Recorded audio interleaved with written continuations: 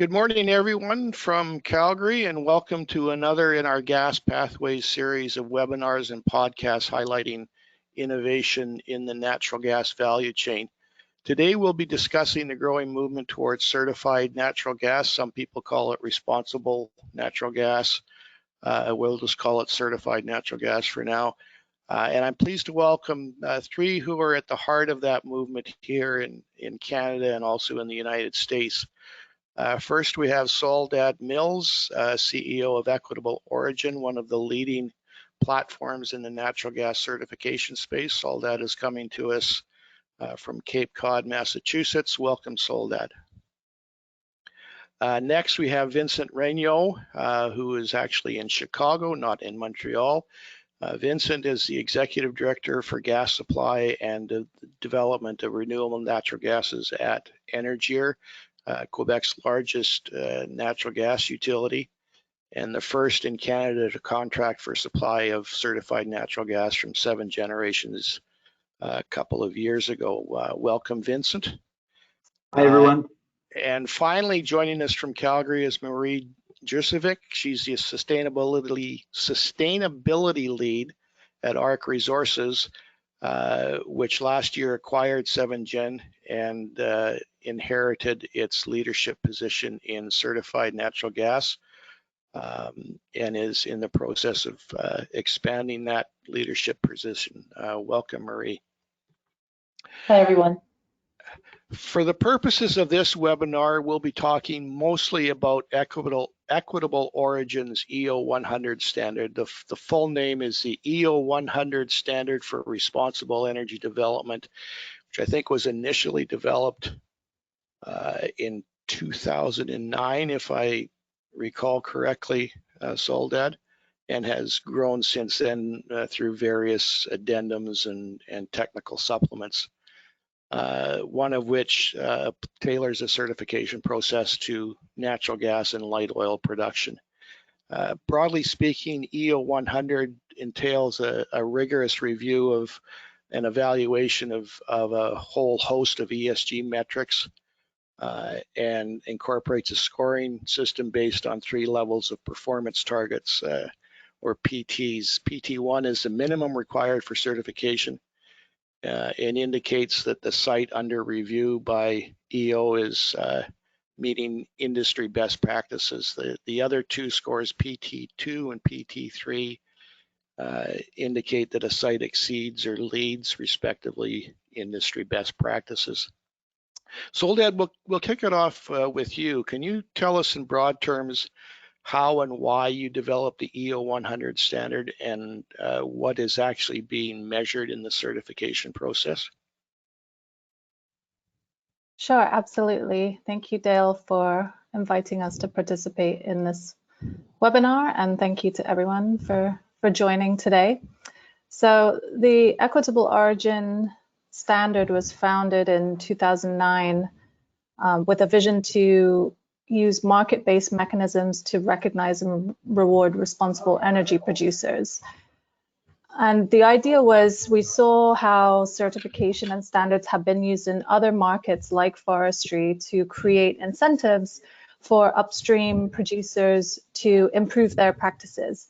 And a standard and certification system actually empowers downstream users or energy purchasers and users to positively influence upstream impacts. So that was the original vision, was how do you connect these downstream users and buyers of energy with upstream impacts so that they can use their purchasing power to incentivize improvements on environmental, social, and governance practices. So we started the development of the standard through an extensive consultation process with diverse stakeholders, including affected communities, Indigenous organizations, energy companies, governments, nonprofit organizations, academics, investors, socially responsible investors, World Bank, etc. And the first version of the standard, we developed that over a period of 3 years. We conducted an online public comment period, as well as over 70 workshops in 5 countries to engage stakeholders who ultimately provided more than 2,000 comments during that process of consultation. And we published the EO 100 standard for responsible energy development in 2012. We since updated it in 2017, and we also published a technical supplement for natural gas in 2015 and updated that technical supplement last year. I can talk about a little bit more about the technical supplements later on, but to get into what the standard actually measures, within the standard we reference and build on other international standards and initiatives and industry best practice guidelines, such as the ISO standards for environmental and health and safety management systems, United Nations guiding principles on business and human rights, and associated international human rights treaties, the IPCA guidelines, International Labour Organization guidelines, reporting frameworks such as the Global Reporting Initiative, the Task Force on Climate-Related Disclosures, and the Sustainability Standards Accounting Board, as well as some of the more oil and gas specific initiatives like the Oil and Gas Methane Partnership and the Natural Gas Sustainability Initiative methodology. So the principles, the core 5 principles that comprise the EO 100 standard cover corporate governance, transparency, ethics and anti-corruption, human rights and community engagement, indigenous people's rights, occupational health and safety and fair labor and working conditions, and climate change, biodiversity and environment. And as Dale mentioned, the standard uses 3 levels of performance targets to measure a site's performance. And the reason why we have these 3 levels is because we really believe that improving practices requires a commitment to continuous improvement. So we didn't want to establish a standard that just allows for companies to reach a certain level of performance and then stop there. Rather, we wanted to create incentives for continuous improvement and drive a race to the top in terms of achieving better and leading practices around environmental, social, and governance performance. So that's why we have those 3 levels of performance. As part of that, we have approximately 500 performance targets that cover those 5 principles. Over 200 of those are specifically related to environmental impacts, but having the comprehensive coverage of including social and governance factors was important to our stakeholders who provided their input during that initial development process. Okay, it sounds like a fairly complex procedure, and I'm sure the certification process must take quite amount of time. One thing that was absent from that list of what you measure is emissions specifically, and the if you can forgive me the reference or the wording, that the hot emission right now is methane. I understand that you're looking at the broad ESG perspective to get a broad consideration or representation of what the particular producer is doing. But I guess first of all, why is there no specific focus on methane emissions? And I guess a corollary to that is you've recently formed a partnership with MIQ, which does certify based specifically on methane emissions. Could you talk about how that came about and the rationale for a joint certification process? Sure. So we do address methane emissions in terms of how the methane intensity is calculated and what the associated practices are to measure, control, and reduce methane emissions specifically. We recently updated the natural gas technical supplement for production, and so within that, companies are required to report methane intensity following the Natural Gas Sustainability Initiative intensity calculation methodology for each segment in which they have operations, so production, gathering, boosting, and processing. We also encourage companies to join the Oil and Gas Methane Partnership 2.0, which at the higher levels of that reporting framework require emissions to be measured and measurements reconciled through both a top-down and bottom-up monitoring approach. And we also require that the companies use best management practices to control methane emissions at all their facilities and well pads that are included within the scope of the specific site. So those practices include things like training employees, implementing a leak detection and repair program, training operators to look for leaks and reporting those leaks promptly, repairing those leaks as soon as possible, and implementing best practices to ensure proper well unloading and blowdown practices, proper tank handling, etc.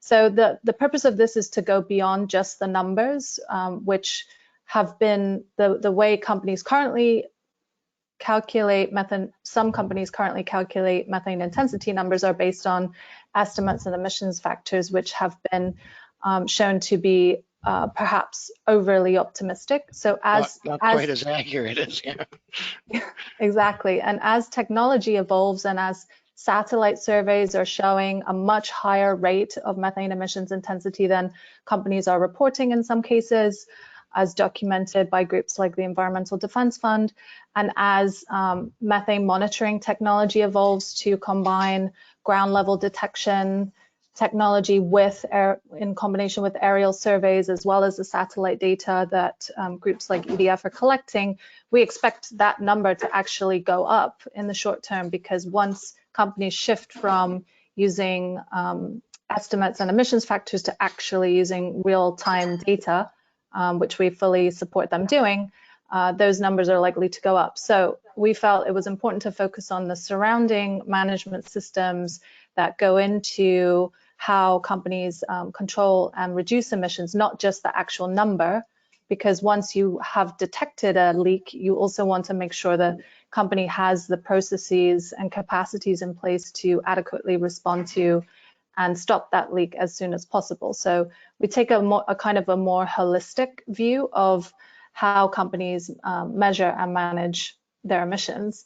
And our partnership with MIQ is because we believe they do a much deeper dive on methane emissions. They only focus on methane emissions, but they look at all aspects of that, including the way the methane emissions intensity number is calculated, the management practices that support that calculation, as well as the other management systems I mentioned in terms of responding to following up on those calculations and detections.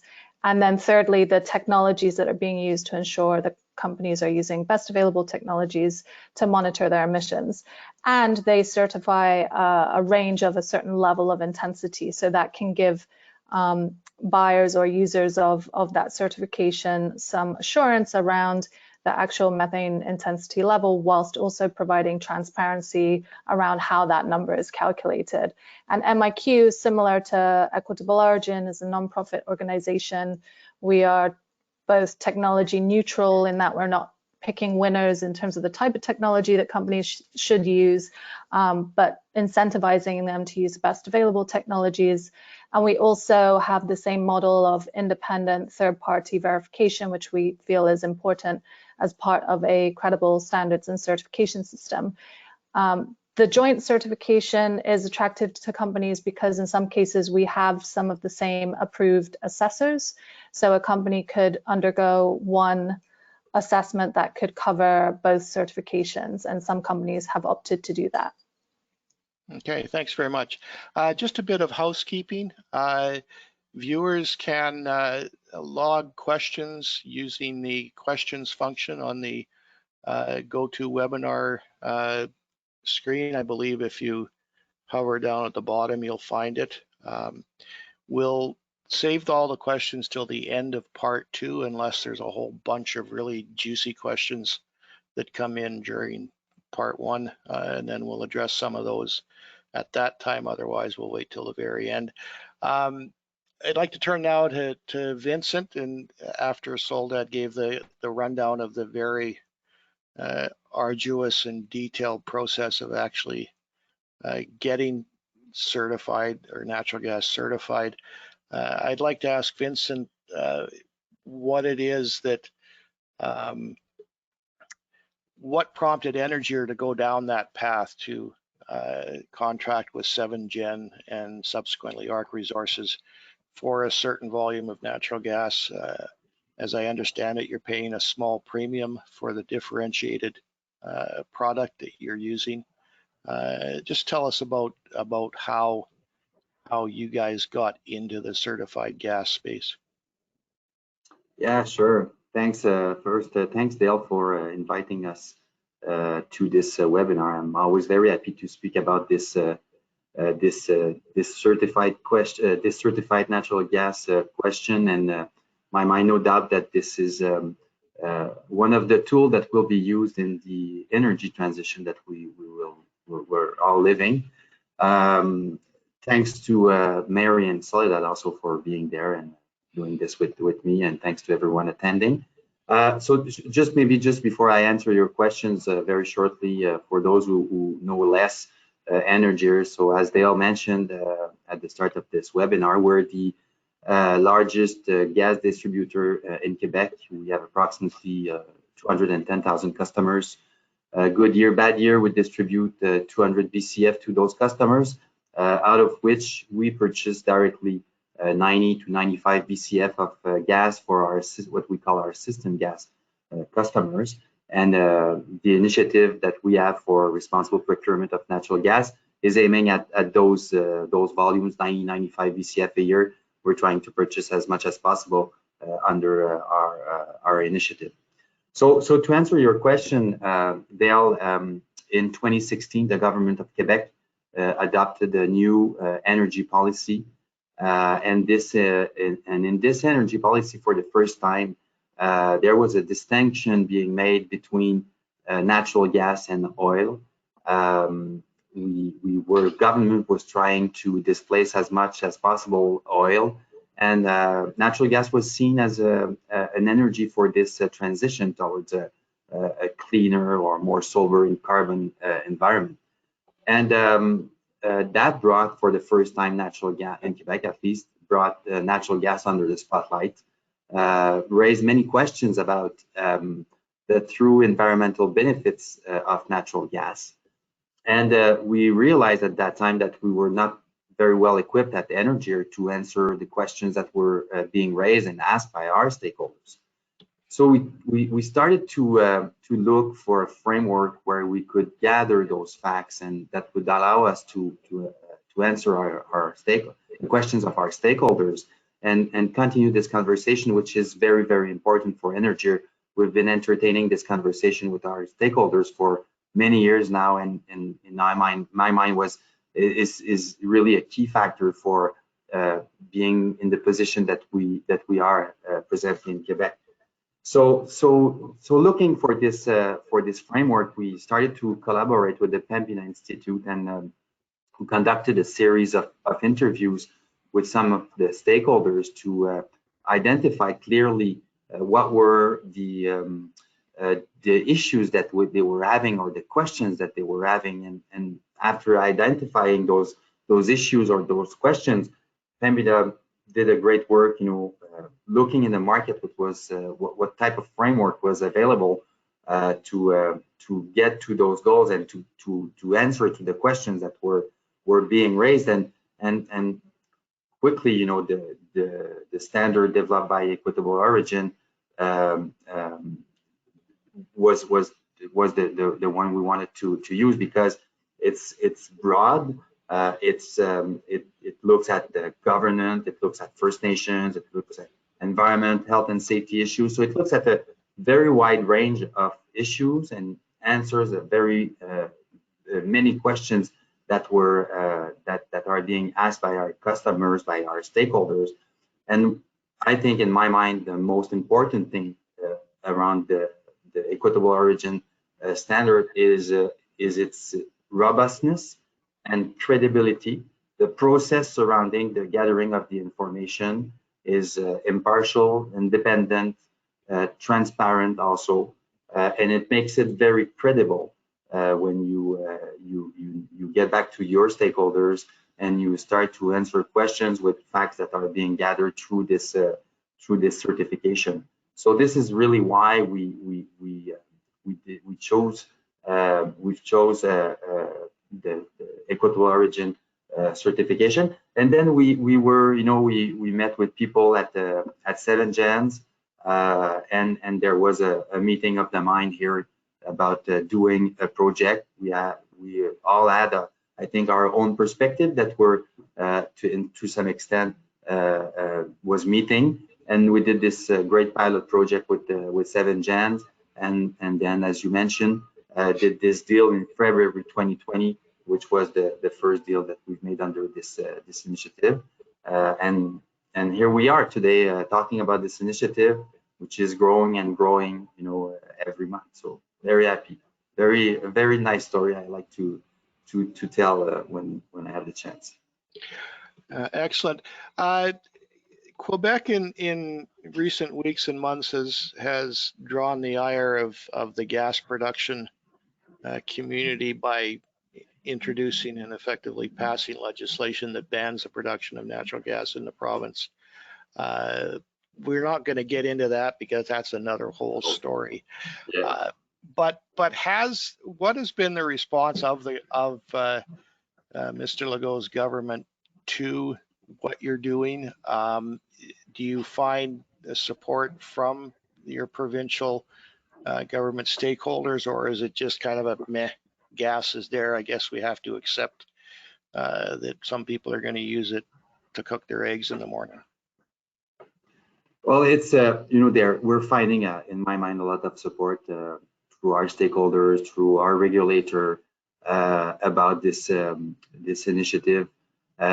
We've talked obviously with many of the organisms, especially environmental organisms that are intervening before our regulator, and I couldn't say that there was the real critics. Obviously, they would like us to go faster, to do more. But at the end of the day, everybody thinks it's a good idea. We are going in the good direction, and you have to take into account the fact that this initiative that we have is one amongst a series of initiatives that we're putting forward in order to play a very active role in the energy transition, and we got support from those interveners and regulators. We've informed our regulator of this initiative 3 years ago, and been increasing our targets on a yearly basis in terms of the percentage of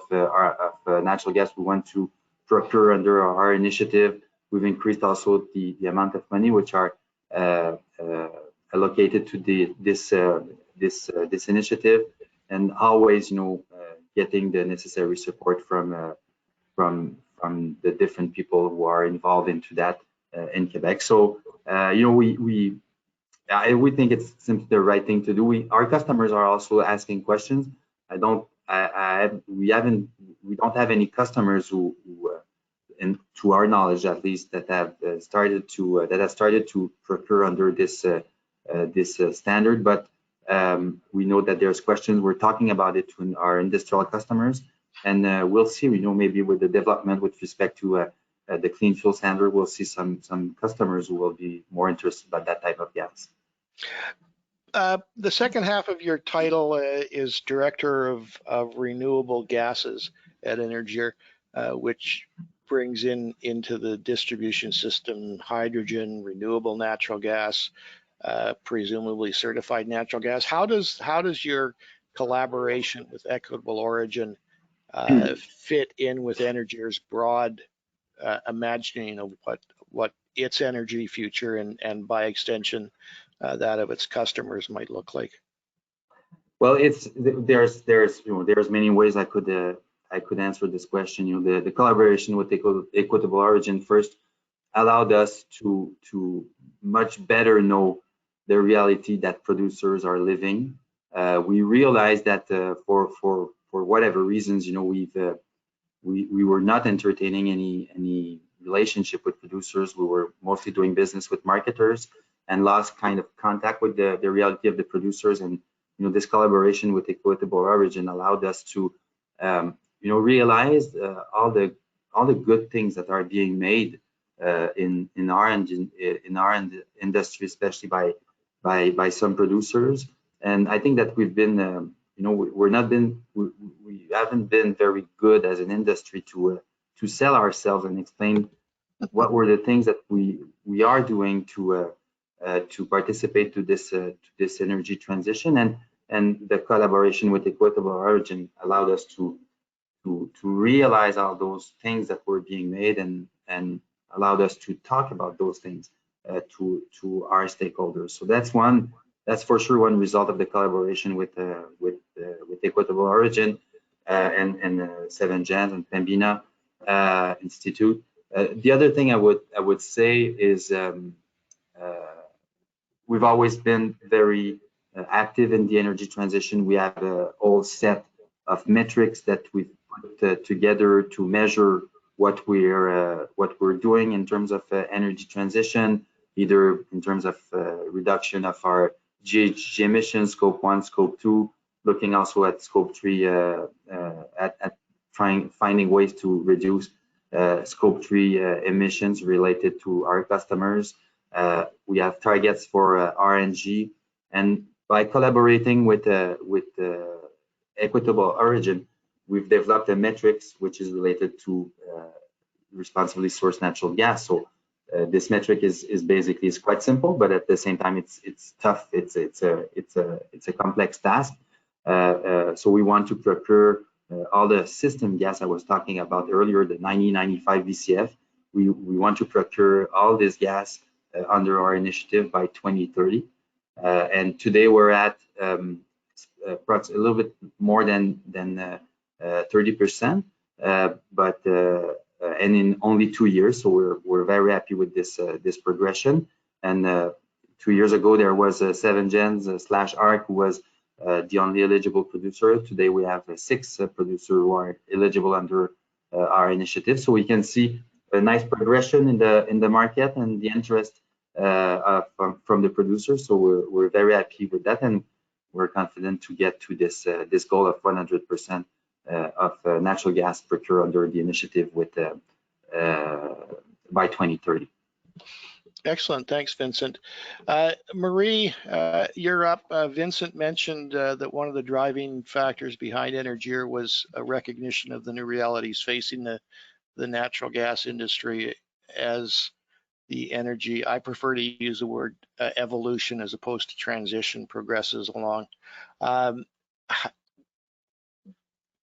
What are ARC's thoughts on where natural gas fits in that evolution, and why is the certification process so important to that evolution and to the continued sustainability of the gas industry, not only in Canada, but effectively around the world?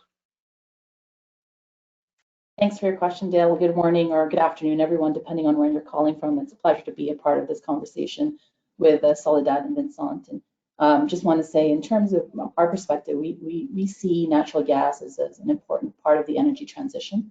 And what this certification effectively does is demonstrate our commitment from a sustainability perspective. As Vincent and both Soledad have alluded to, the certification is very rigorous in terms of the requirements that are assessed from a sustainability perspective, looking at emissions management, and beyond that, other environmental indicators, as well as even social performance. So I think from the perspective of the role of natural gas, this certification provides a lot of opportunities for us to differentiate ourselves in the market and all the good work that we're doing as an industry. And I think that that's inclusive of other producers as well, with respect to the work we do in developing energy responsibly. Okay, when Seven Gen certified its gas position or certified its production, it was, I think, approximately 90% of what it was producing, and Seven Gen was primarily a Montney producer. What has ARC done since then to progress the certification of your resource portfolio?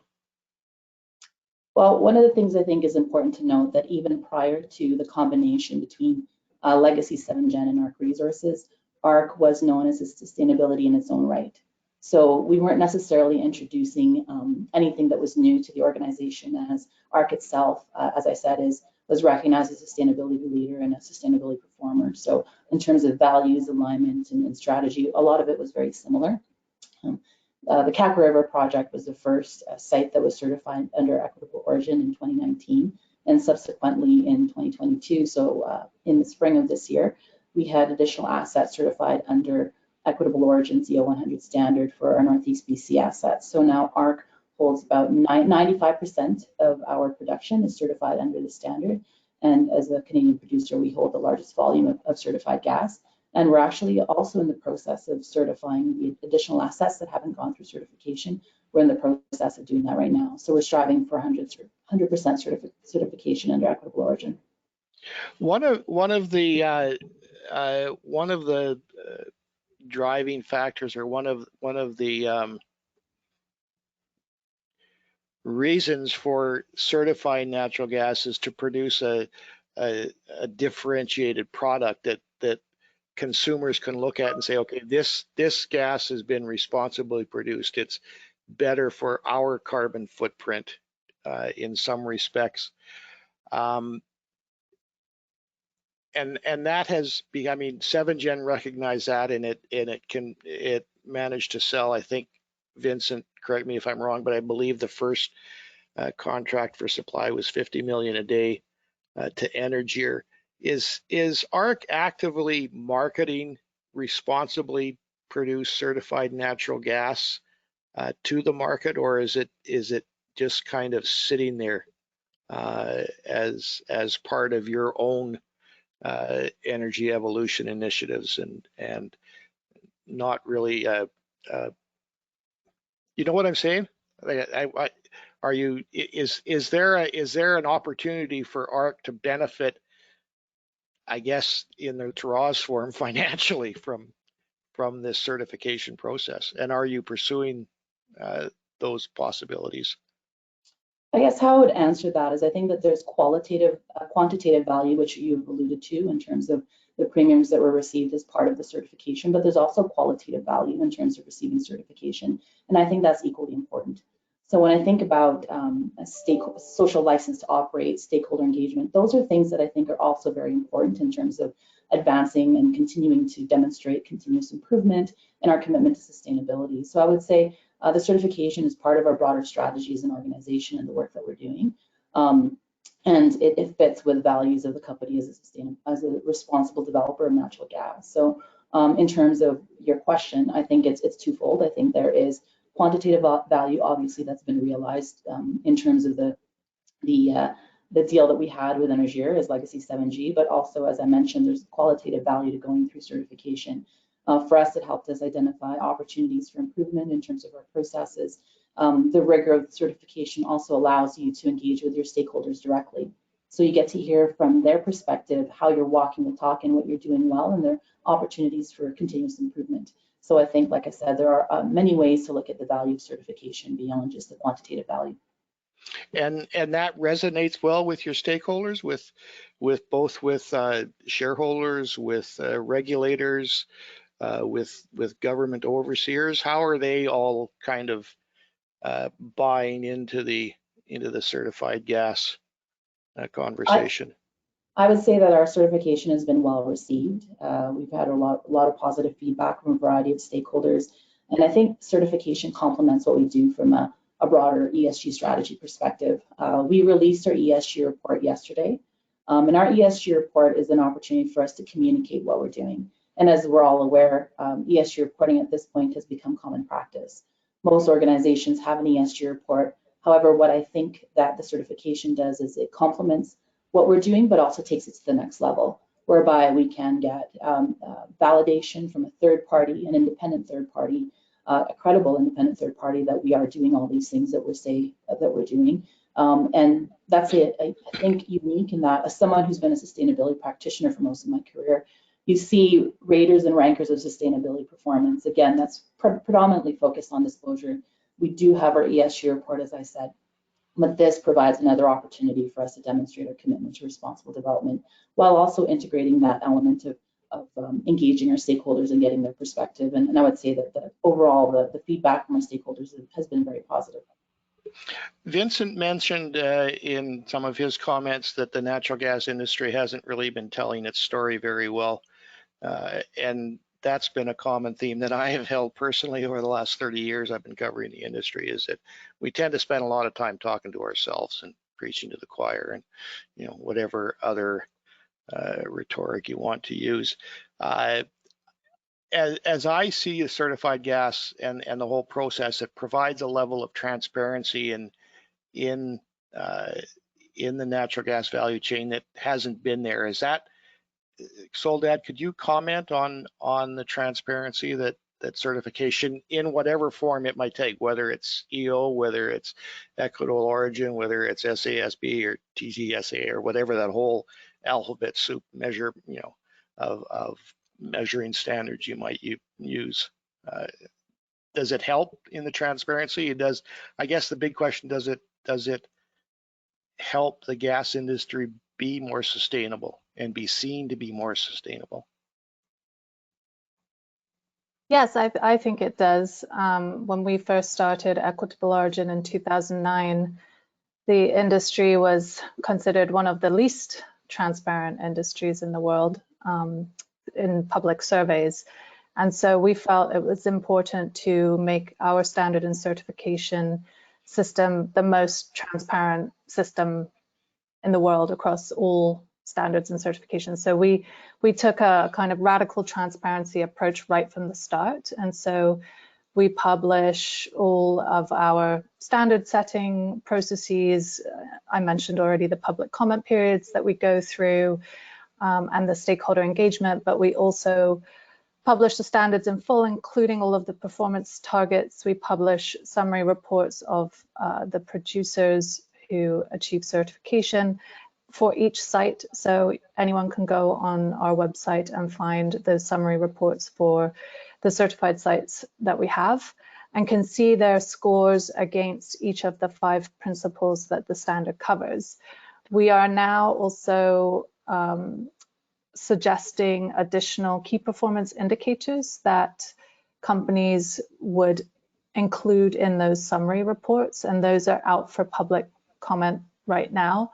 And they include the methane intensity per segment, including a disclosure of how the methane intensity is calculated, the greenhouse gas emissions intensity per segment, the zero routine flaring, net zero corporate commitments, water recycle rate, and fresh water use intensity. So we believe the more transparent a company can be around their environmental, social, and governance performance, the more credible that data will be seen in the marketplace. And the more stakeholders are asking for this information, we've seen a massive uptick in interest from investors, not just socially responsible investors, but mainstream investors are now asking for all of this data.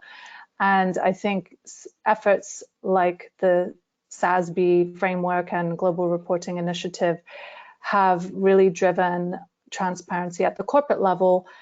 Our standard and certification drives transparency at the site level, which is important for complementing the aggregated ESG performance data that companies report in their sustainability disclosures.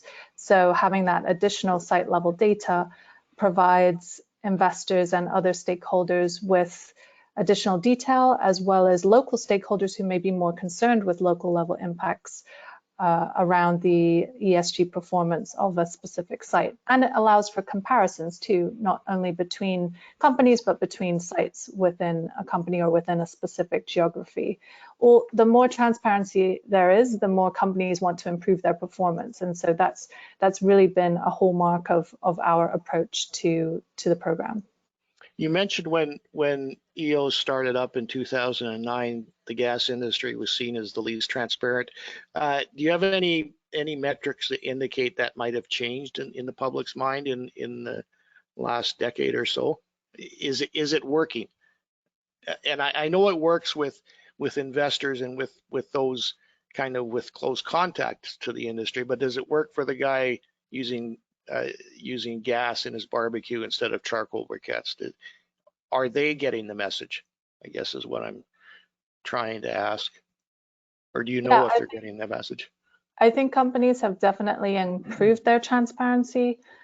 Now having an ESG or sustainability report is a table stake. It's expected practice for companies to at least report at the corporate level their ESG information. And I think companies have also realized they need to do more direct community engagement to share information with communities around risks and impacts of their operations. And that's something we require in the standard. It's something that the American Petroleum Institute put out a few years ago in their community engagement guidelines for natural gas production. So I think the industry is moving in the right direction on that, but I don't have any specific data in terms of recent surveys that have been conducted as to whether that message is getting right down to the level of the communities who are affected. Great. We've got about 3 minutes left in part one, and we are getting actually a relative flood of questions in.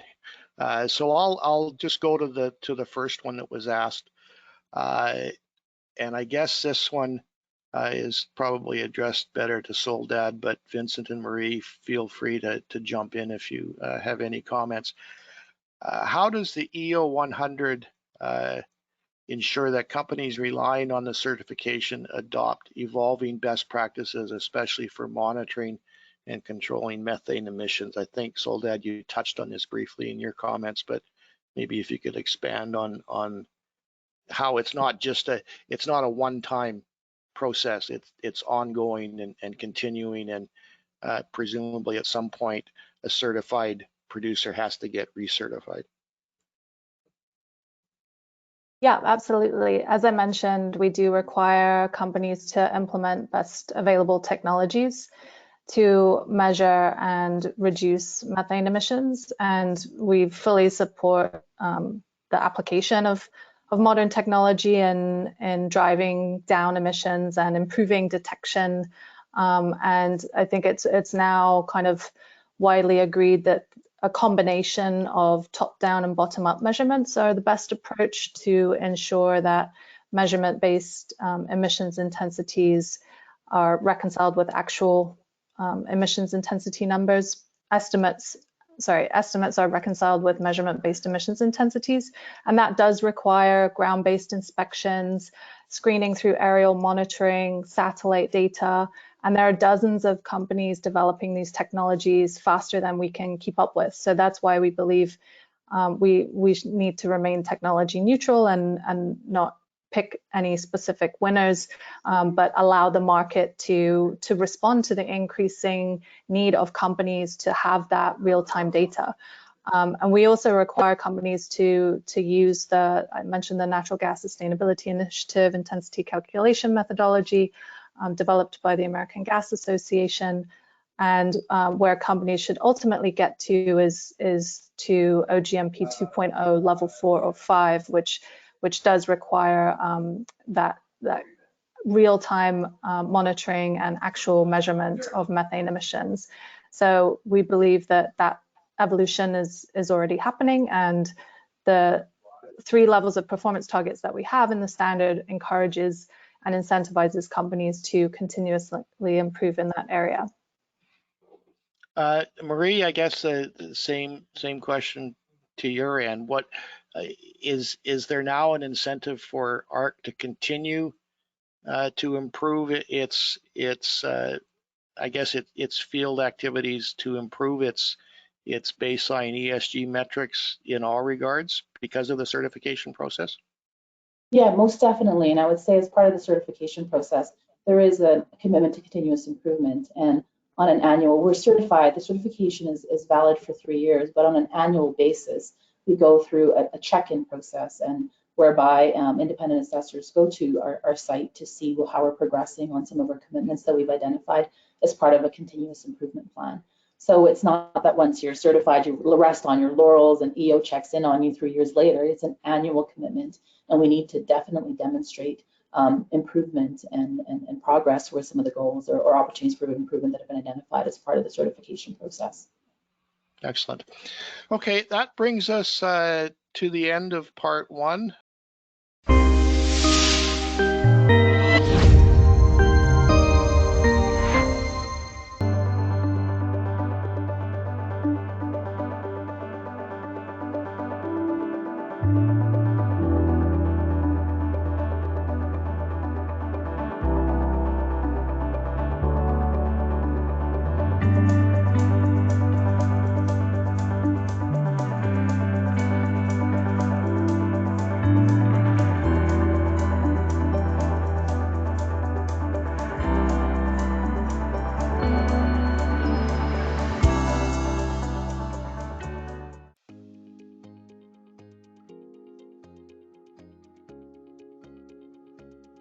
Northeast Natural has taken a step forward to be one of the first, not only in Appalachia, but in the US, to be the first private company to step forward and get this certification to set ourselves apart from the rest of the operators.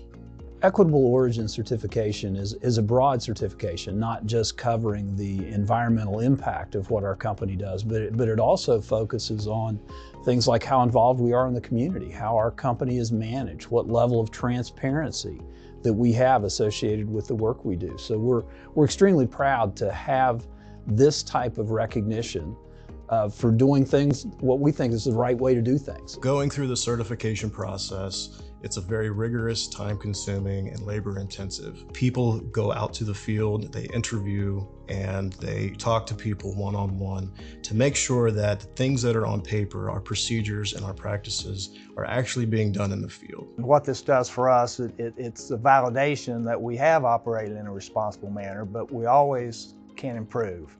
And that's what we will strive to do. And we will go through this certification process every year on an annual basis to ensure that we're continuing to improve and meeting their standards. The people from Northeast are from West Virginia, and West Virginia is important to all of us, and it's important that we protect our local environment and give back to our community. Certifications through Equitable Origin are I think, essential to the future of our company and the future of our industry. I think that it's critical that everyone in our industry accept the fact that we need to be transparent, that we need to be measured in what we do. And our company wants to be a leader in that regard. This whole certification process focuses on doing things the right way and in the right manner. If we can do things fairly and honorably, what's not to like about that? I mean, that's what we all should be striving to do. On behalf of all the people that make up Northeast Natural Energy, we're excited to make this announcement. We think it's essential for our industry to be measured, and so we're very proud to be here at the beginning of this and to be recognized as the first company to achieve this.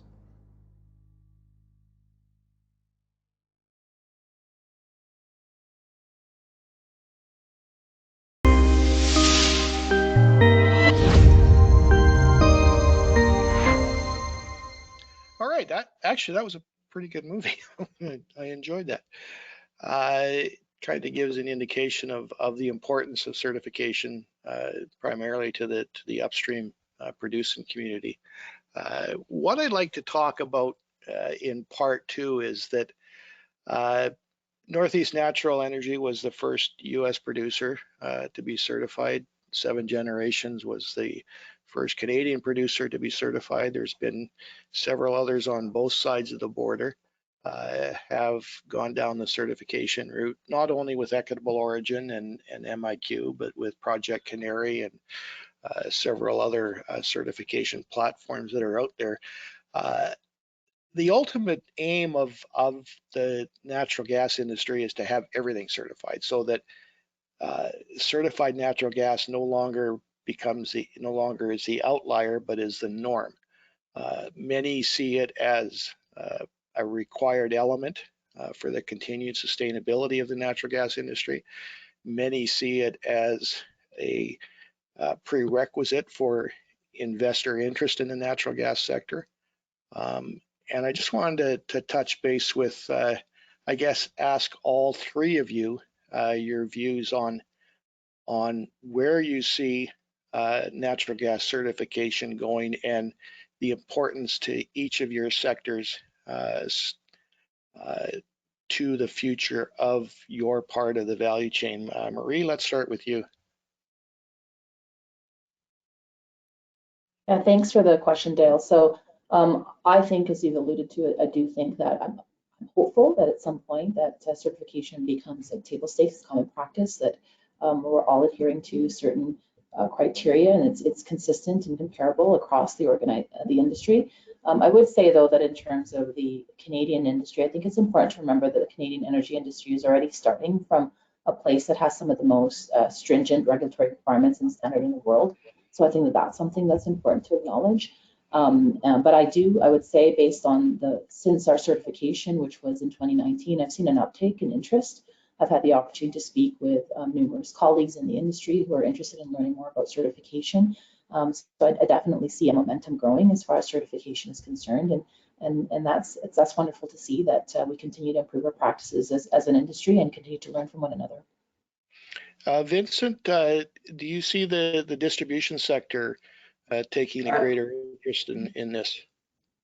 I think that this better knowing the whole value chain of natural gas is critical for the natural gas to play a role in this energy transition.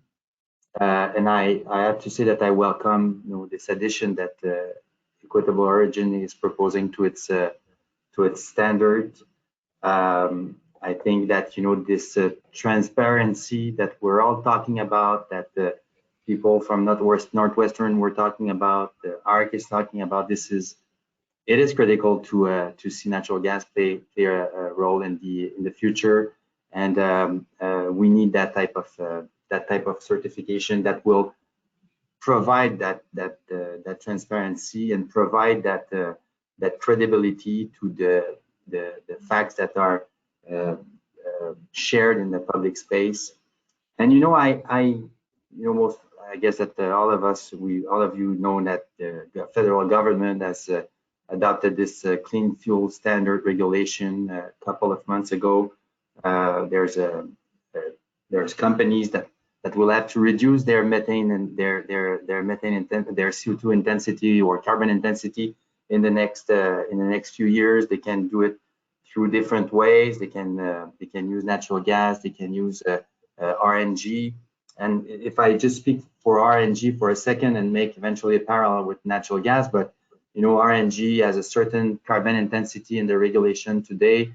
After 2 years of production, producers will be able to submit data to the government and get a carbon intensity that will be specific to their product, to their site of production. And I can very well see in the future something similar happening with respect to natural gas, where you have a producer which is using a certain pipeline that can get a certain carbon intensity that can be used, that can be compared to a certain level, and that can result into GHG reduction. So, and I think that the step that Equitable Origin is taking right now is sending us towards in that direction, and I think it's very interesting to see it evolve over time.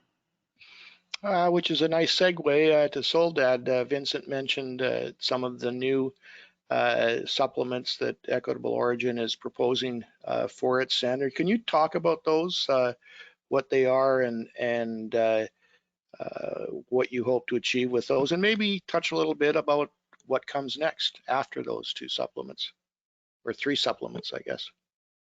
Absolutely, and just to add on to what Marie and Vincent said, we do see increasing demand and interest in certified gas as requirements, and potentially will become a requirement from buyers of natural gas and potentially ultimately end users and also investors. So I think there's definitely the possibility that it does become table stakes or a minimum requirement to do business. It also provides companies an opportunity to differentiate their practices globally and encourage international buyers to not just go to the cheapest sources of gas, but go to the most responsible and lowest emissions sources. And now we're seeing certification moving along the value chain, so that ultimately the whole value chain of gas can be certified, whether that's under our certification or a different one. And so we've recently published our gathering and boosting technical supplement, which is a subset of the requirements from the upstream production supplement. And then we recently published a draft of our transmission and storage supplement, which includes additional performance targets around things like seismicity, community health and safety, worker health and safety, Indigenous rights, and monitoring, pipeline monitoring to address some of the stakeholder concerns around the impacts of transmission. And so we expect to get feedback on that over the next couple of months and invite everyone on this webinar to go to our website and provide feedback through our survey or to, contact us directly. And we also have, I mentioned the KPIs, we also published a draft greenhouse gas measurement methodology because we see an increased interest in not just methane emissions, but GHG emissions more generally. And we are seeking to help companies quantify the carbon intensity of their whole value chain, which helps the whole industry drive towards net zero goals in line with global commitments. And so we're suggesting to include a reporting metric for overall greenhouse gas intensity to enable differentiation, further differentiation of suppliers in the natural gas value chain and promote, create a positive influence to drive producers towards lowering their carbon intensity. And the reason for this is that we want to provide a standardized approach that could be applicable to companies in the US or Canada where approaches are currently potentially different, so that companies and specific sites can report using the same metrics and be compared in terms of their performance. This is no easy task, and I think we need a lot of support from different stakeholders and input from other initiatives and groups to help make that methodology as robust as possible, but it's really something that doesn't exist right now. So being able to not only standardize an approach that allows for different methods of emissions quantification, but also allows for accounts for different energy contents of production and includes additional potential sources of emissions, that can go a long way to helping the industry measure and demonstrate its movement towards lower carbon production. You mentioned it's not an easy task, and as Marie mentioned, Canadian oil and gas in general, and natural gas specifically, is amongst the most environmentally friendly, I guess might be the right word, production in the world. I mean, gas coming out of the ground in the Montney, for example, has virtually no CO2 in it, whereas natural gas out of the Appalachian Basin has a very high CO2 content, and the whole, I mean, the spectrum ranges from less than 0.1% to close to 30% in some cases. How would a certification process account for those varying differences in really the starting point or the starting line for reducing carbon intensity of natural gas? Yeah, ideally there would be a comparison against the benchmark for that basin to allow for any users of the data to understand the context in which that GHG intensity metric differs between companies that operate in different basins.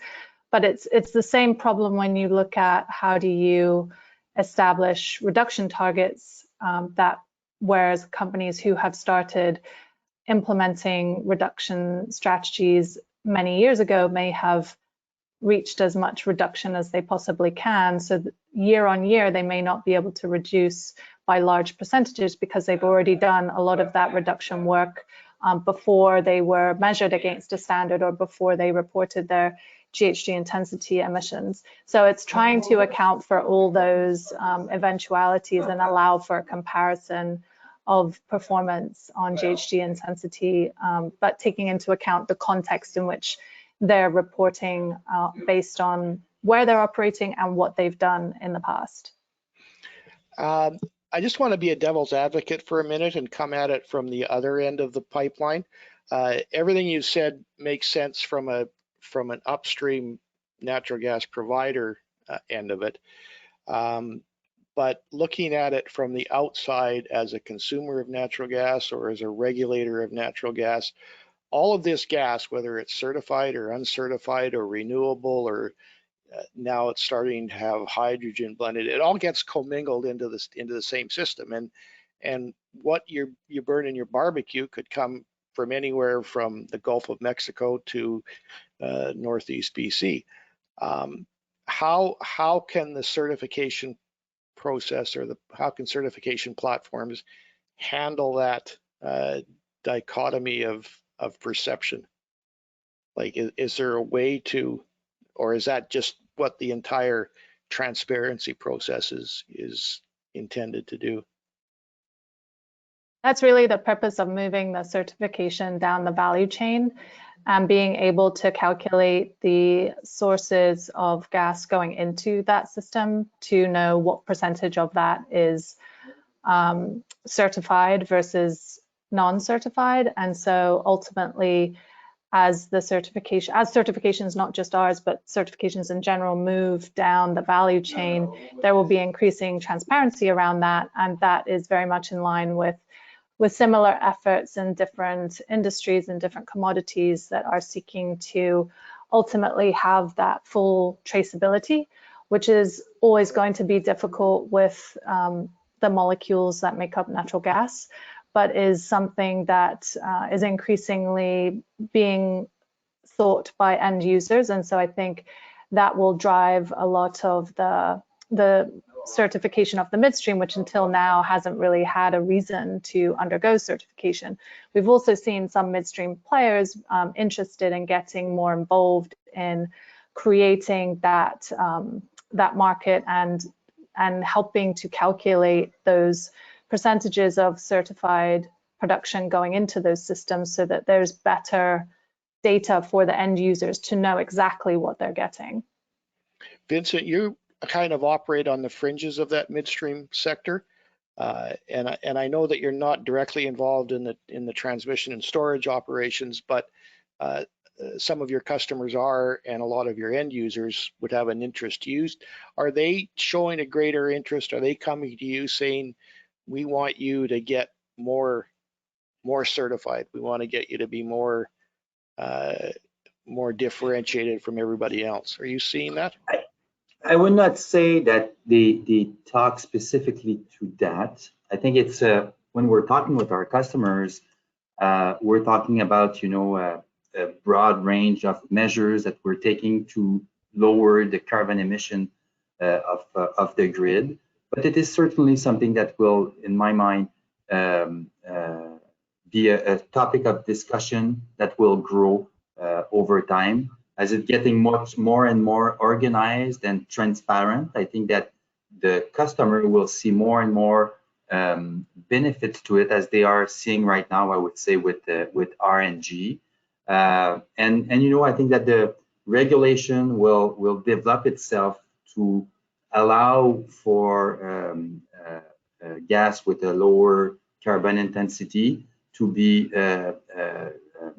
rewarded in some ways, you know, over time. But it's, you know, we're really, you know, this initiative, this old story, it started 2 years ago only, and I'm happy to see that we're having so many webinars to talk about it and see that there's enthusiasm around it.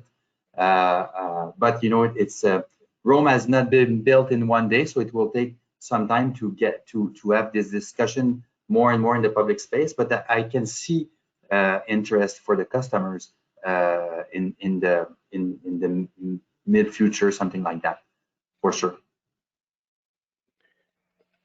Marie, I just lost my train of thought for a minute there, but you mentioned that Canadian natural gas is amongst the most, you know, environmentally, I mean, you have the most rigorous environmental hoops to jump through right now, and Canadian gas is widely recognized as being the most environmentally friendly. What is ARC doing beyond the certification process to enhance that status, and how does that fit into perhaps future certification initiatives on your part? Beyond, as I said earlier, the certification is part of our broader sustainability strategy.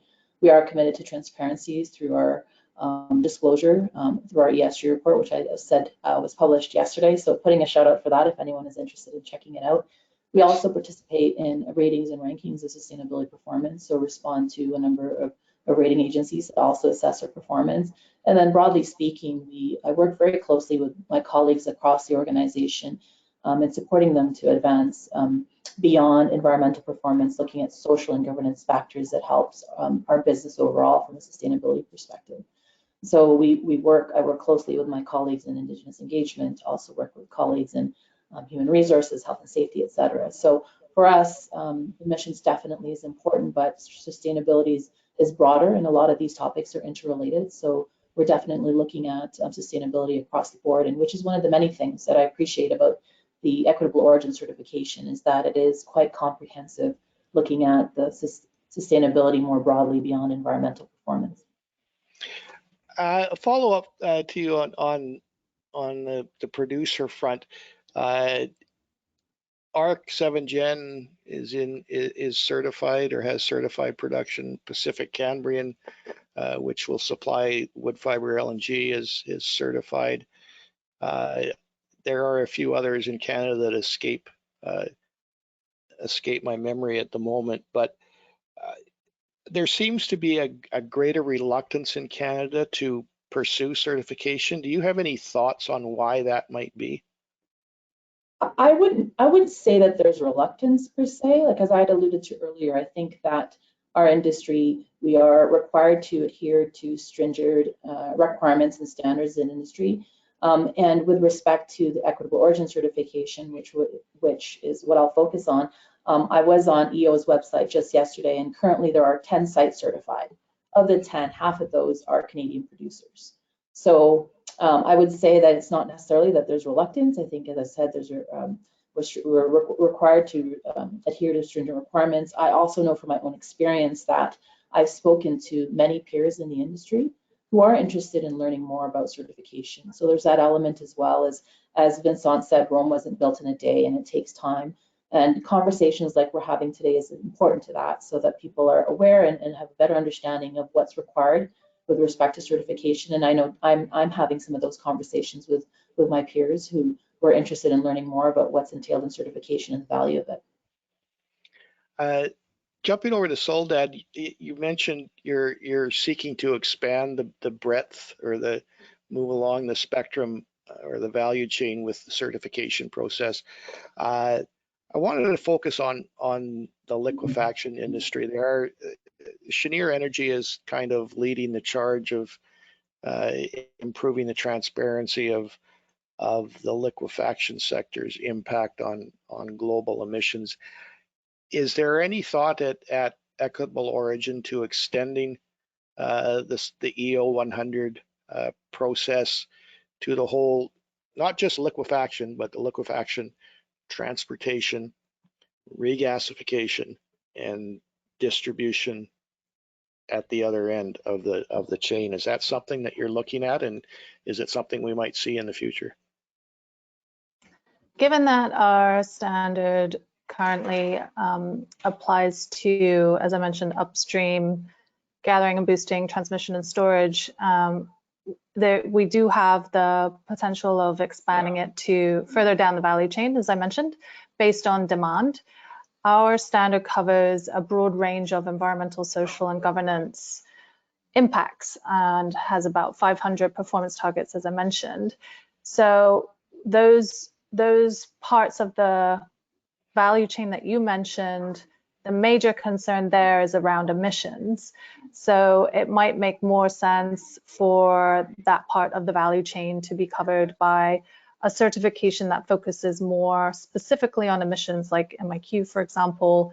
But certainly we're not ruling it out, and we base our expansion of the technical supplements on demand from interested companies. So it's certainly a possibility, but I think those downstream impacts are much more going to be focused on emissions. Okay. We've got about 20 minutes left. I'd like to ask a broad question for all of you, and it has to do with, I won't call it an elephant in the room, but it's something that some of the commenters have included in their questions, and it goes around the whole issue of greenwashing. And if I get each of you, I guess starting with Soledad, then Vincent and Marie, how can the certification process address these challenges while still attempting to grow in the market and become more of an acceptable part of the of natural gas production and consumption? Sure. So I think it's important that standards and certification be transparent, as we've discussed. I think transparency is a big part of addressing claims of greenwashing, so making sure that it's transparent in terms of what companies are measured against and what they are actually evaluated on, who is evaluating them, to ensure that those groups don't have any conflicts of interest with the companies they're assessing, and then the results of that evaluation. So ensuring that there's transparency around scoring and results of the independent assessment. So we've recently introduced a scoring system to increase the transparency around the performance of the specific sites that undergo certification. So those scores will be, the scores are already in the summary reports, but the grades will be in the summary reports going forward. We also believe independence is important in terms of not only having independence between the standard setting function and the assessment function, but also not having conflicts of interest with the companies we assess, since we don't provide any other products and services to them. And then not allowing for cherry picking within a specific site, so that companies can't say, you know, only visit the newest wells and measure them, but actually allow for site level verification that includes a variety of different facilities within that site, including wells at different stages of completion, and remediation and restoration areas, water treatment plants, compressor stations. So not just focusing on only the producing wells, but all potential infrastructure within that site. And incentivizing actual measurement and applying best available technologies. And lastly, those KPIs that I mentioned, ensuring there's public reporting and disclosure of those key performance indicators, which can help to shine a light on actual performance and allow for other stakeholders to compare companies and push for higher performance over time. Vincent, any thoughts on that? Absolutely, but Soledad has summarized very well, you know, this question of greenwashing. But you know, I would say, so I'm a lawyer by trade, and one of the very important thing that we ask for from judges is that they be independent and they give the perception of impartiality, and I think that, you know, those two characteristics are present in the Equitable Origin certification standard that we're talking about today, and this is very important. And if you have this transparency also in the standard, then or how the standard is obtained by a producer, then I think that you can have a good discussion about the fact that it's not greenwashing. The other thing which is very important also is what we do with the certification. For instance, on our side, we've never claimed that we never claimed any environmental benefits per se from the standard. We never said that allowed us to reduce by X% our GHG emissions, because that was not the purpose that we were having with our initiative. The purpose we had and we still have was to better know what the producer were doing, gather some facts, and then continue the discussion with our stakeholders. We'll eventually come to a stage where there will be methane emission measured, and we can include it into our report and maybe claim some GHG reductions. but at that time there will be a method that will be known by everyone, that will be accepted, that will be transparent and credible, and so on and so forth. So that's, you know, and then the discussion is not about greenwashing. I think it's about, you know, what is the place that natural gas should play in the energy transition, and once you have, you know, credible facts, verified, then you can have an intelligent discussion and say, well, it will play a role, it will not play a role, or it will play a role in the middle, and this will be the consequences of this choice or this other choice. But I disagree with people who are saying that this is greenwashing. It's not that at all. Okay, Marie, any thoughts? Yeah, I think that Soledad and Vincent have done a great job of really capturing in terms of why, the reasons why this is not a greenwashing exercise. I've said this earlier, I think it's important to have conversations like this one. I know that since we completed the certification and others have been certified through the EO standard, there have been other conversations much like this. And what it does, it provides the opportunity for various stakeholders to understand what's entailed and what the certification is about. So I think there's that element of awareness that's critical and important. But I should also add, as a company, as an organization, there's a significant investment of time and resources to be certified. So definitely this is far from a greenwashing exercise because it requires commitment from across the organization. When we go through certification, we have the involvement of everyone, whether it be subject matter experts or leaders in the organization that are part of the certification process. So it's very thorough. We talked about that, the third-party element to transparency. So all those elements, I think, will hopefully help support the fact that this is far from a greenwashing exercise. I also think, and I mentioned this earlier, that the inclusion of the stakeholder perspective and the interviews that are conducted with stakeholders also validates that, hopefully, that this is far from a greenwashing exercise, because those stakeholders have the opportunity to speak with the independent assessors without the company present. So they have the opportunity to share their perspective, good, bad, or indifferent, in terms of what we're doing well, and areas for improvement. So I think there are so many different elements for this rigorous, comprehensive certification that really safeguards us from any questions as to what the validity and whether this is a greenwashing exercise, which it definitely definitely is not. One question that just actually dawned on me while Vincent was talking about monetizing and getting value from the certification process. Some platforms like MIQ and Project Canary generate tradable certificates that can be used, that can be traded and can work to monetize a company's initiatives to reduce emissions. Is that something, Soledad, that was ever part of the EO model, or is it something you're considering, or is that something that is left to another sector of the industry?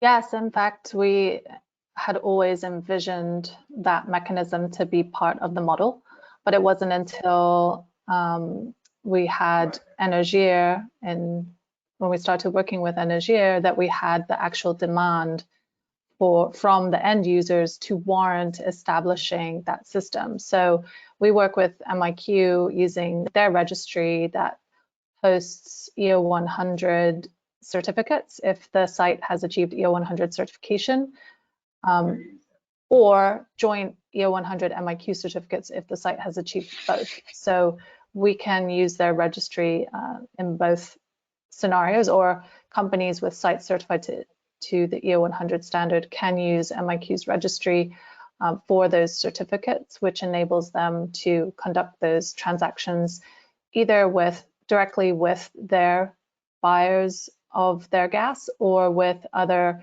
parties that use natural gas in their production but are not physically connected to their supply chain, such as Bloom Energy, which has purchased certificates on the MIQ registry. Mm-hmm. Okay. We've got about 10 minutes left. We've got a whole bunch of questions here. If you don't mind, I'm just going to start at the top of the list and go through. Some of them we may have already covered, so you may kind of be repeating yourselves, but I'd like to get as many of these answered as we possibly can. This one came early on in our session this morning, and it references some of the other platforms that Soledad mentioned at the beginning. This one says SASB and others are working on developing standards for ESG reporting. Do you think standards monitored by a regulator will help mitigate rising concern about ESG ratings from numerous entities? Soledad, we'll start with you, and if Vincent and Mary have anything else to add, feel free. ESG ratings are a whole other category of standards, yes. And they have their own critiques in terms of how they're developed and applied. Not all of them are fully transparent, and SASB is now merging with another reporting organization. So there's a lot of consolidation going on in the ESG ratings and reporting world. We've yet to see how that shakes out. We do encourage companies to use globally recognized reporting frameworks, whichever they are, because they change all the time, to report their ESG performance at a corporate level. And then, as we discussed earlier, the EO100 standard goes more into the site level impact. So it's a complement to, not a replacement for, ESG ratings. So I think in terms of having regulatory oversight of ESG ratings, that can help to standardize what those ratings mean and how they're calculated and applied. Vincent and Marie, I think it all comes down to the credibility again. It's a word that we've used a lot during this webinar, but this is the key. It's the credibility behind the standard, and that's it. Could it help to have a regulator behind that? Maybe, but I think that it really comes down to that. And the other thing I would say also is that it's not it's not one size fits all, in the sense that you have to be mindful of the stakeholders you're talking to with your certification. So for us, Equitable Origin was the perfect fit, because it answered the questions that our stakeholder had. But in another jurisdiction, it might be a different type of certification. So we have to be aware of that. That it depends on the place you are, the type of people you're working with, you're talking with, and what are their expectations and their questions and their concerns. Yeah. Marie, any thoughts?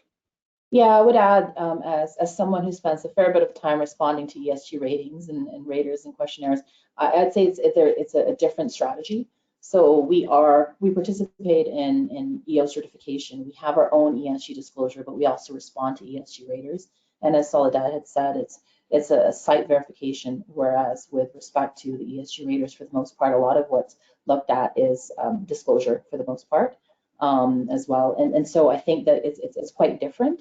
And when you look at your broader sustainability or ESG strategy, for us, we have all those elements. We have our own disclosure. We participate in raters and rankings of sustainability performance, and we also have our Equitable Origin certification. And to some degree, I think all of those elements complement one another and help us validate our commitment to sustainability and increases transparency in the work that we're doing. Here's a follow-up from the same viewer.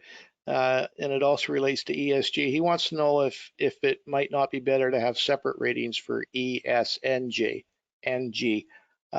He says they're so different qualitatively, and summarizing them in one metric seems at the root of the rising concern about the meaningfulness of ESG metrics. Do any of you have any thoughts on that?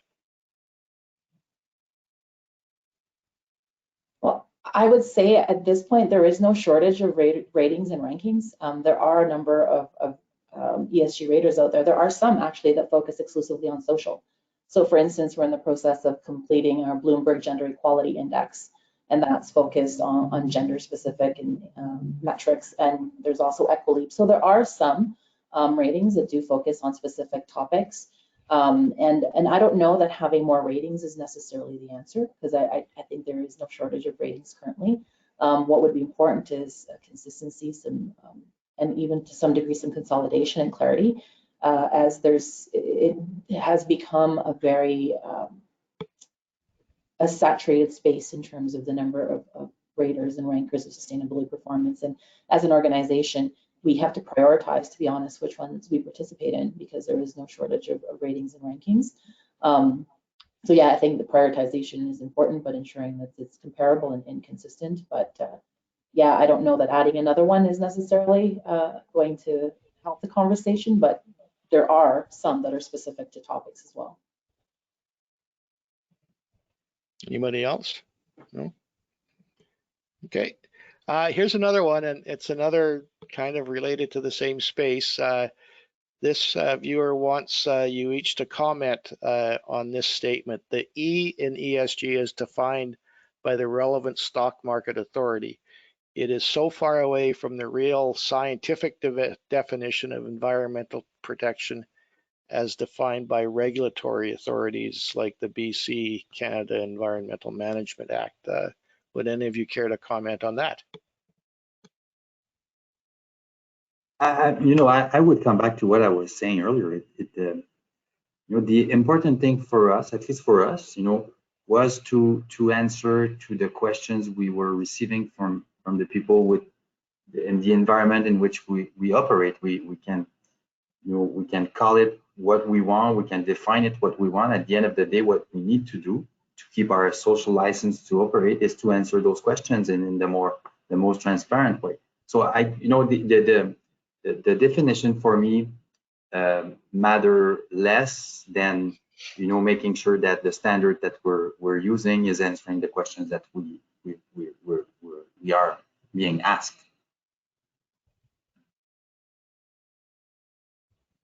Anybody else have any thoughts? I can I'm not sure what specific definition the question is referring to, but the EO 100 standard has 14 objectives under our environmental principle that cover many issues around environmental impacts, such as waste management, remediation of environmental liabilities, closure and restoration, impacts on air, water, land, soil, visual and ambient impacts, ozone depletion, GHGs, which we've discussed a lot, general environmental management systems, biodiversity and ecology. So there are a lot of ways to define the E under ESG. And as I mentioned earlier, the way we developed our standard was through multi-stakeholder consultation and input, and then also benchmarking against existing global standards and frameworks to identify what are the most material issues for the energy sector in terms of environmental impacts, and then making sure those are part of the standard and developing performance targets underneath those. So those are all available on our website if anybody wants to take a deeper look. It sounds like Equitable Origin is already defining environmental 6 ways from Sunday, so hard to argue with that. Soledad, you mentioned the public comment period for stakeholders to get involved in the different aspects of the EO 100, including the new ones that you're putting out now. This viewer wants to know how you ensure that key stakeholders provide input during the public comment period. And she wonders if some stakeholders oppose certification outright and therefore decline to participate. I'm not sure if that relates to the public comment period for the new supplements that you're developing, or the comment period or the interviews that you might conduct during the certification process. I think it may be the former. Sure. So we, in addition to, obviously we have a mailing list, and we put out the invitations to public comment through our website and through our mailing list, through all of our social media. We identify key stakeholders such as key environmental NGOs and other groups that might have more interest in a particular area or supplement or topic in terms of their providing comments. So for example, in the previous technical supplement, we reached out to a number of key environmental NGOs who provided extensive feedback on things like water targets and the GHG, the methane piece. And so we do approach specific stakeholders directly, including companies that are part of our program, to invite them to comment either through our website, through a survey, or through having an interview directly with us or a meeting directly with us. When we developed and updated the overarching standard, we also convened workshops with different stakeholder groups to ensure opportunities to participate. And we did that through our network of partners and organizations that helped us to convene those. If there are stakeholders that oppose certification across the board, then they likely would not comment at all. So it would be difficult for us to know exactly if that had happened. Okay, good. We've got 1 minute left. I've got a couple of questions, but I think we only have time for one. And this one I think is mostly directed to Vincent. It says natural gas distribution is both wholesale and retail. Retail users just look at their monthly bill and want the lowest price. God knows we want that lately. Is certification mainly for wholesale users who can justify the certification cost and who want to ensure equitable labeling for their supplies? In our case, it's for all our customers, wholesale or not. And we've been very mindful about the impact on the invoice of every customer. So we tried as much as possible to reduce this impact, and we're not doing it at any price. We have targets which are step by step, 1 year after the other, and at the end we believe that the impact is not significant. It's been submitted to our regulator. There's many interveners at our regulatory hearings that have had the chance to voice their concern, if any, about that. And I have to say that this is not something that we've heard that was very loud in the hearing room. The impact of our initiative on the bill. As I mentioned, we were very mindful of the impact and try to minimize it as much as possible. Okay, we've reached the end of our time. I'd like to thank the three of you for giving up a couple hours on what is probably a very busy day. I'd like to thank those who are viewing for taking the time to gain a little bit better understanding of the certification space. Thank you all from Gas Pathways and Natural Gas World, and we look forward to the next edition in this series. Thanks again.